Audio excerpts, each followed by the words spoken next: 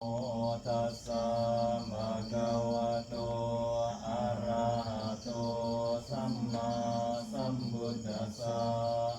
Namo tassa bhagavato arahato samma sambuddhassa. Dhammanussatilanang vandamitam sirenahang Buddha sahasramila soam Buddho me samikisaro Buddho dukkha sagadaja vidaraja itasame Buddha saham niyademi Madapagapariyati vimohavedo Namo Buddho kapatana tasadari dari Vandamaham tamaharam waradamamitang Damo yo sapapaninang saranang hemamutamang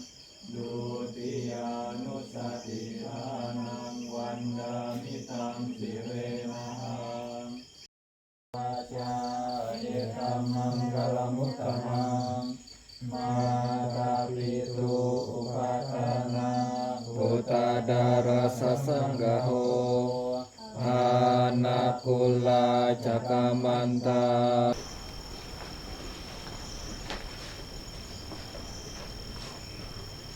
Oke, malam ini malam Minggu, bulan kemerdekaan.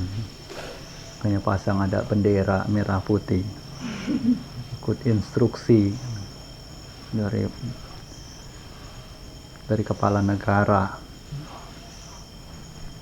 Tidak perlu pasang bendera One Piece juga. Oh, itu cukup lah.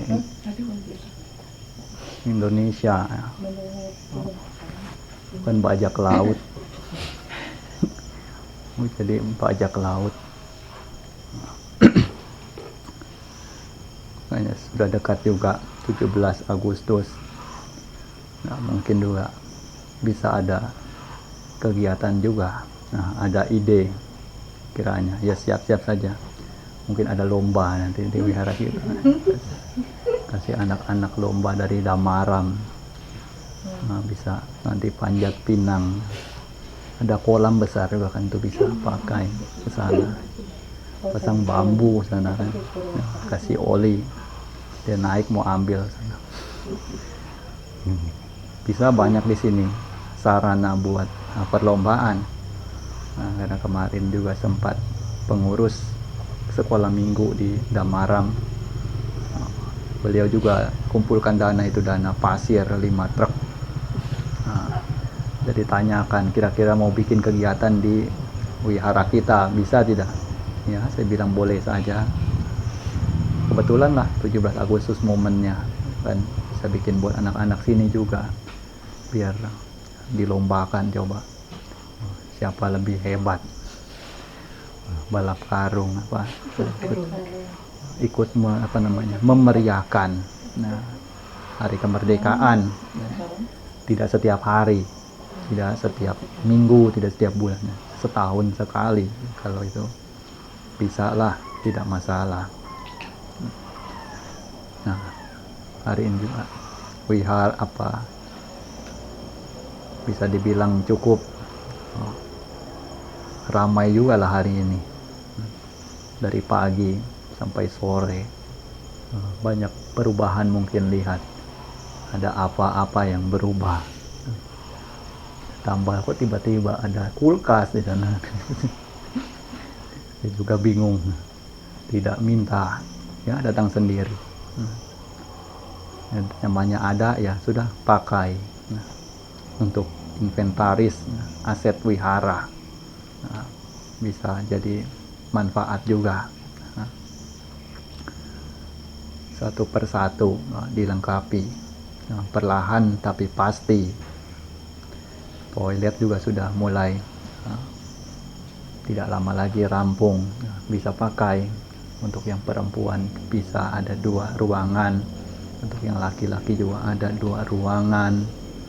Nah, kiranya cukup layak lah untuk sebuah wihara. Nah, kini tinggal perlahan-lahan lagi ke depannya, bertahap. Tapi yang paling penting itulah bangun diri bagaimana itu agar tetap selaras dengan jalan Dhamma. Walaupun hidup seperti di dalam istana, kalau batin tidak punya Dhamma juga akan kurang juga, ada yang kosong. Makanya banyak orang yang tidak mengerti bagaimana cara menemukan kebahagiaan di dalam dirinya. Harus cari tempat, cari kebahagiaan di sana, di sini.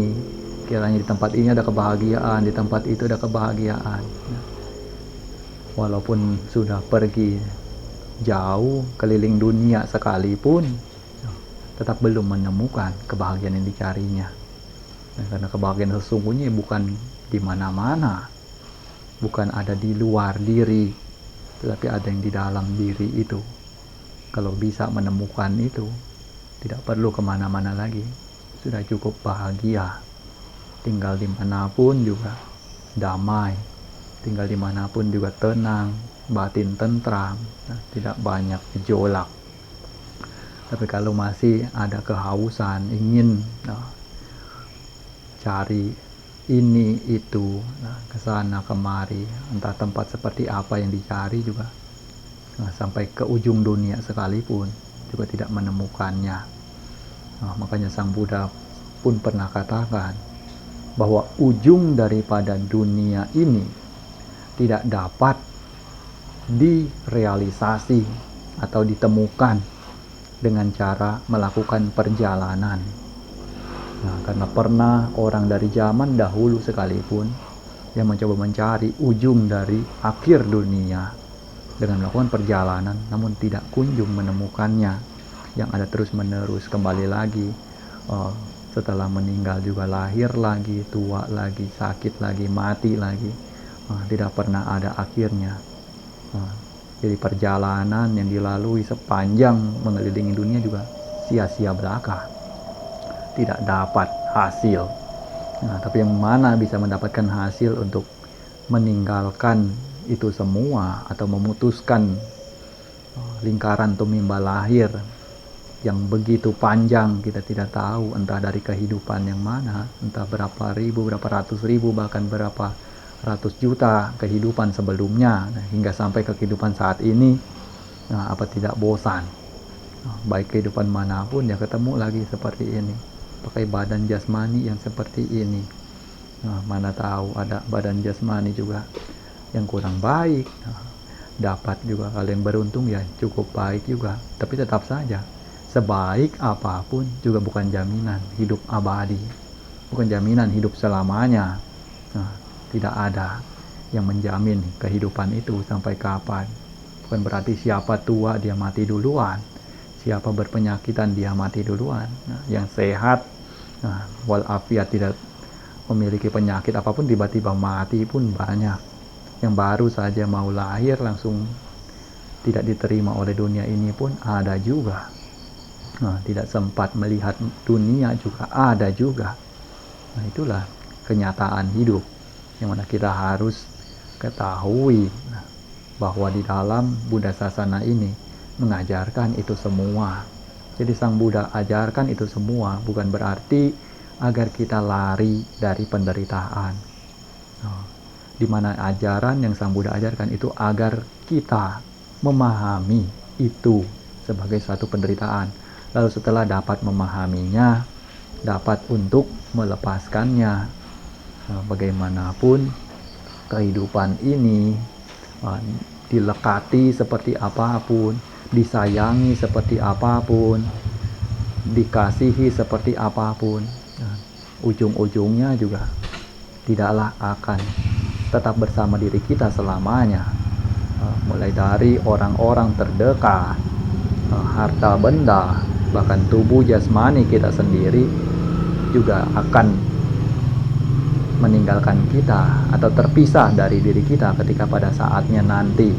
Disinilah yang mana perlu untuk kita bersiap diri untuk menerima itu semua sebagai bentuk yang mana akan membawa diri kita itu ke alam berikutnya. Nah, kalau memang belum mampu untuk memutuskan seluruh kekotoran batin seperti para arahat, jadi kita masih membutuhkan tabungan karma baik, tabungan kebajikan untuk mengantarkan kehidupan berikutnya, jadi dapat lebih bahagia setidaknya, terlahir di tempat yang lebih nyaman, terlahir dalam kondisi juga yang lebih beruntung, dengan kondisi yang sempurna, memiliki mata, telinga.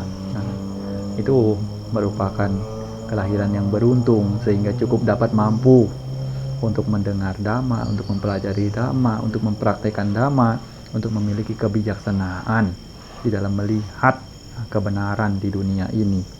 Nah, jadi makanya ada momen seperti ini. Nah, ini kesempatan untuk melatih kebijaksanaan kita, melatih ketenangan batin untuk memunculkan panya seperti yang Sang Buddha ajarkan.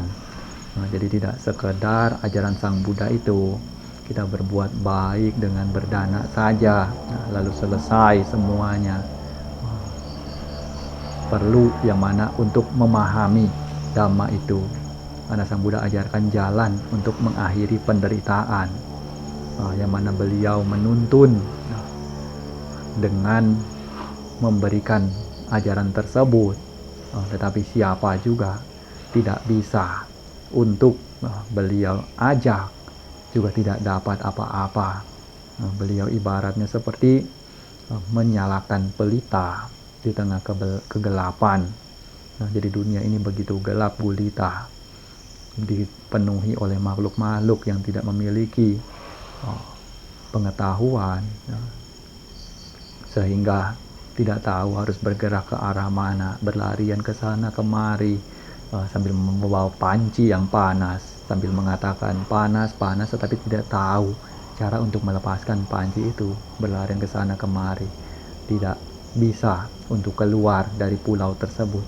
Di sinilah Sang Buddha menunjukkan itu semua, sehingga makhluk-makhluk hidup tersebut dapat melihat kebenaran dan melihat bahaya dari lingkaran tumimba lahir yang tiada akhirnya tersebut, sehingga melatih diri untuk melepaskan dari berbagai macam kemelekatan yang merupakan semacam umpan dunia, di mana seperti kail yang membuat ikan-ikan yang tidak tahu itu ada kail di dalam umpan, lalu ambil makanan tersebut yang tidak begitu banyak, tetapi sakit yang diderita dari tersangkut kail itu jauh lebih menyakitkan, tidak setimpal dengan umpan yang tergantung di kail tersebut. Dan seperti inilah manusia yang terjerat pada kebahagiaan atau kesenangan duniawi, kesenangan yang semu semata, yang hanya bahagia, namun akan berujung dengan penderitaan di akhirnya, di mana kebahagiaan tersebut, kebahagiaan yang semu, kebahagiaan yang tidak nyata, layaknya para bijaksana itu katakan, seperti kebahagiaan duniawi itu layaknya tebu yang dimakan dari pangkal menuju ke ujungnya, semakin dimakan juga semakin hilang manisnya, semakin tawar. Berbeda dengan kebahagiaan Dhamma seperti yang kita cari saat ini. Itu adalah kebahagiaan di dalam batin, kebahagiaan yang lebih kekal, lebih mutlak. Seperti halnya memakan tebu dari bagian ujung menuju ke pangkalnya. Semakin dimakan juga semakin terasa manis. Kalau bisa seperti ini, hidup itu sudah cukup. Mau cari apa lagi? Sudah puas dengan segala yang telah dilalui, sudah memiliki semuanya, baik memiliki apapun juga tidaklah akan terbebas dari usia tua, sakit, dan kematian. Jadi layaknya seorang yang dikuasai oleh kegelapan batin, oleh ketamakan, keserakahan. Sekalipun satu dunia menjadi miliknya, namun sama sekali tidak dapat membuat dirinya merasa cukup. Tetapi berbeda dengan orang yang memiliki dhamma di dalam dirinya. Walaupun hanya setiap harinya dapat sesuap nasi untuk melewati hidup dari hari ini ke hari berikutnya, semua itu rasanya sudah lebih daripada cukup. Inilah para praktisi dhamma itu punya pandangan, di mana beliau lebih menekankan bagaimana cari kebahagiaan di dalam diri dibandingkan cari kebahagiaan yang ada di luar dengan kesana kemari, pikir di sana akan ada bahagia, di sini akan ada bahagia, ujung-ujungnya tidak ketemu bahagia yang dicari karena tidak tahu caranya.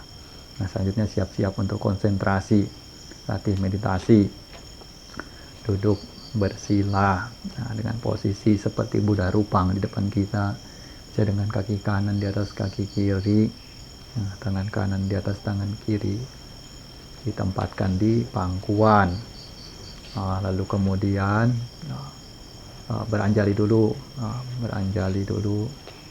mengingat atau memuji guru agung terlebih dahulu, karena dalam praktek kita bawana ini bukanlah kita yang punya pemikiran sendiri mau melakukannya bagaimana, tetapi semua itu berasal dari ajaran yang telah Sang Buddha ajarkan.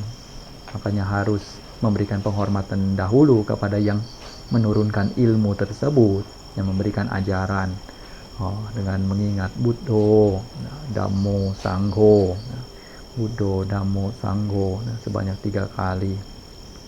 Lalu setelah itu ingat Buddho, Dhammo, Sangho di dalam batin, baru letakkan tangannya di atas pangkuan dengan posisi tangan kanan di atas tangan kiri. Kemudian mulai pejamkan mata, memusatkan perhatian pada napas masuk dan napas keluar. Napas masuk tahu kalau napas masuk, napas keluar juga tahu bahwasanya napas keluar. Memiliki sati sampajanya terhadap napas yang masuk dan napas yang keluar, sambil juga menyertakan pegangan kata Buddho seperti yang diajarkan oleh para guru meditasi dari Thailand. Beliau ajarkan ketika nafas masuk ingat kata Bud, nafas keluar ingat kata Do, nafas masuk Bud, nafas keluar Do, Bud, Do, Bud, Do. Tidak perlu biarkan pikiran itu berkelana, cukup mengikatnya dengan nafas yang masuk dan nafas yang keluar, disertai dengan pengulangan kata Buddho, agar semakin kuat.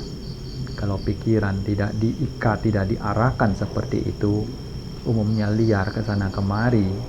Walaupun badan duduk di sini, tapi pikiran sudah entah berkelana kemana, karena tidak punya pegangan itu.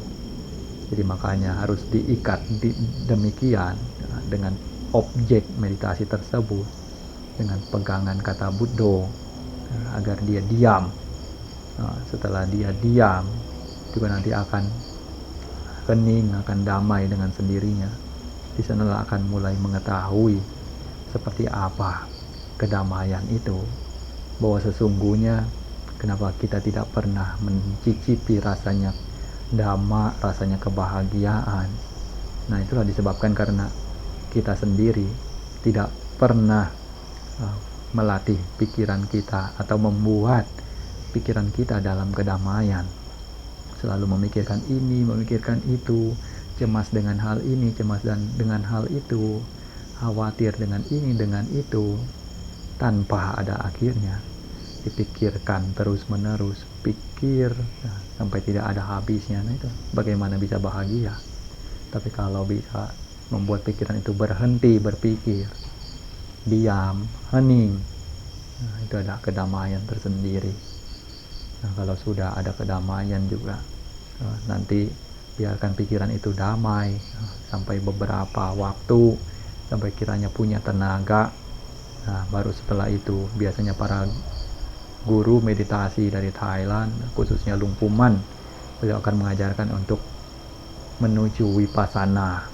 Nah, di sini untuk melakukan perenungan atau pengamatan. Nah, mulai dari tubuh jasmani diamati, ada apa saja, ya, mulai dari atas rambut sampai ke ujung kaki. Nah, itu sebagai bentuk yang seperti apa. Coba kulitnya dibuka. Nah, dalam kulit ada apa lagi? Ada daging, ada darah. Nah, buka lagi ke dalamnya, ada tulang. Nah, coba lihat, tanyakan kepada diri kita, benar tidak di dalam tubuh kita ini itu ada kerangka tulang, yang tubuh jasmani kita ini, yang kita bilang cantik, yang kita bilang rupawan. Nah, tapi semua itu hanyalah bentuk kecantikan yang setipis kulit. Kalau kulit itu sudah dibuka, nah, entah darah, entah daging berwarna kemerahan, siapapun yang melihatnya juga menjadi jijik. Layaknya daging-daging binatang yang dijual di pasar, mungkin bentuknya tidak jauh berbeda.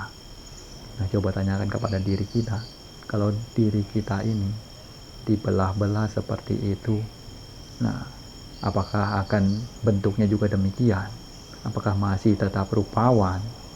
Nah, kalau misalnya tubuh jasmani tidak direnungkan seperti itu, nah itulah akan membuat diri kita melekat padanya. Mulai dari melekat pada tubuh diri sendiri, lalu melekat pada tubuh orang lain lagi. Nah, tidak bisa melepaskan, tidak bisa muncul pengetahuan bahwa semua itu adalah bentukan yang terdiri dari bentuk-bentuk menjijikan. Jadi makanya itu yang direnungkan. Makanya asubha, itu dikatakan sebagai bunganya para Arya. Jadi beda. Kalau orang-orang putujana itu lihat keindahan itu sebagai bunga. Tapi kalau para Arya itu lihat asubha atau sesuatu yang menjijikan, itulah yang sebagai bunganya, yang malah menuntun kebijaksanaan semakin lebih runcing, semakin lebih piawai lagi di dalam mengatasi nafsu-nafsu keinginan yang kiranya dapat muncul baik dari mata, telinga, dari hidung, dari lidah, dari kulit, indera penyentuh. Nah, dari ini semua jadi punya pengendalian diri, punya pemahaman lebih. Nah, makanya ini yang biasanya dilatih. Nah, kalau dalam pelatihan vipassana, nah setelah capek merenungkan itu semua, nah, juga kembali lagi Buddho, ingat kata Buddho lagi, dengan memperhatikan napas masuk, napas keluar. Nah, setelah udah istirahat, layak istirahat itu di dalam samatha, nah lalu merenungkan lagi, keluar vipassana lagi. Nah, harus berkali-kali sampai benar-benar lihat jelas, bukan cuma sekali saja langsung tahu, langsung benar-benar paham. Tahu memang tahu, tetapi bukan tahu yang sebenarnya, karena nanti lihat lagi, melekat lagi, nafsu lagi, masih terbakar lagi oleh raga, oleh dosa, oleh moha. Kalau itu masih belum, makanya harus berkali-kali. Para guru di Thailand, beliau pun melakukan itu semua sampai benar-benar berulang-ulang, melatih diri secara konsisten. Nah, jadi kita juga saat ini ada kesempatan untuk melatihnya, tahu mulai caranya untuk mengamati itu juga pelan-pelan, perlahan-lahan, semakin piawai, pelan-pelan semakin bijak. Tanyakan pada diri sendiri, benar tidak kalau di dalam tubuh kita ini ada tulang, ada tulang seperti tulang tengkorak gitu, yang mungkin kita lihat ada di kedokteran. Jadi kecantikan yang kita bilang cantik itu sesungguhnya kalau sudah dibuka-buka semuanya, isinya hanyalah tulang berulang. Kalau batin kita menolak, nah, bukan demikian, tubuh jasmani ini tidak seburuk itu, tidak seperti itu, nah, tidak semenjijikan itu. Nah, Kalau masih itu pikiran itu tidak dapat menerimanya, itu masih tebal sekali kemelekatan atau kilesa di dalam diri kita, awija, nah, ketidaktahuan itu masih sangat tebal sekali. Tapi kalau sudah bisa menerima, ya benar adanya begitu, tubuh jasmani kita ini hanyalah seonggok tulang yang dibalut oleh daging-daging, lalu kemudian ada darah, lalu dilapisi oleh kulit yang tipis, sehingga menjadi tubuh jasmani yang terlihat begitu cukup layak lah. Tapi kalau sebenarnya dicari tahu lebih jauh, ya, sama sekali tidak ada artinya. Ini bentuk pelatihan. Nah, sebelum sampai ke sana jadi ada gambaran. Oh, kenapa para biku, para bante, beliau bisa tinggal di dalam hutan, beliau bisa hidup menyendiri, mencari kesunyian, ya, karena melihat bahaya seperti itu, bahaya daripada lingkaran tumimba lahir yang tiada hentinya. Sudah cukup lelah dengan menjalani kehidupan di dunia, bagaimanapun punya pandangan bahwa kehidupan kedepannya juga tidak akan jauh berbeda dengan kehidupan ini. Kehidupan saat ini bertemu dengan penderitaan, bertemu dengan orang-orang seperti apa, kehidupan mendatang juga tidak jauh berbeda, akan ketemu lagi seperti ini. Apa belum bosan? Apa belum jenuh? Masih ingin lagi, masih ingin lahir lagi.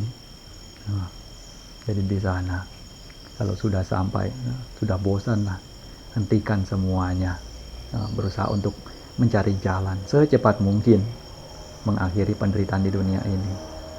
Kalau tidak dapat sampai di kehidupan ini, setidaknya kehidupan mendatang jauh lebih cepat untuk memperolehnya, karena ada bekal sebelumnya.